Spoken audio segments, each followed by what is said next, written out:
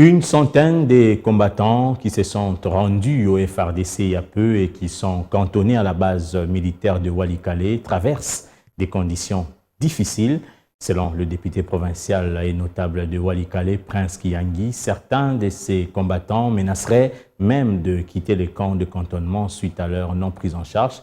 Suivez le député provincial et notable de Walikale dans cet extrait non choisi par Patrick Sialoua.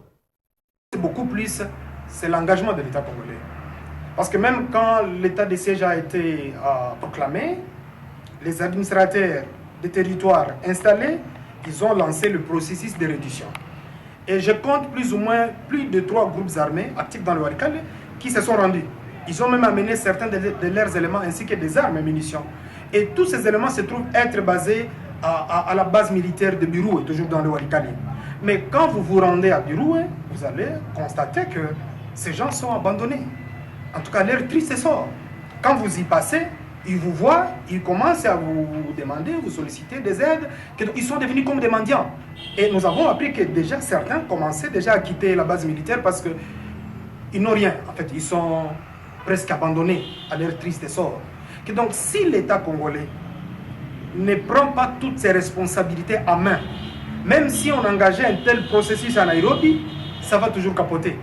Que donc, ce que nous demandons beaucoup plus, ce n'est pas vraiment la volonté ou l'engagement des groupes armés, mais beaucoup plus l'engagement de l'État congolais.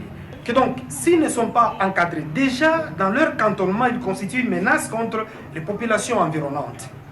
Et s'ils ne sont toujours pas encadrés, c'est vrai, ils vont devoir quitter le centre de cantonnement, ils vont encore retourner en brousse. Et tout l'espoir qui nous animait déjà, en tout cas, va tomber dans l'eau. Et donc, c'est une grande crainte que nous avons, surtout que lorsqu'ils expriment leur volonté à pouvoir adhérer au processus, que par la suite, ils sont déçus par l'État congolais, on va regretter.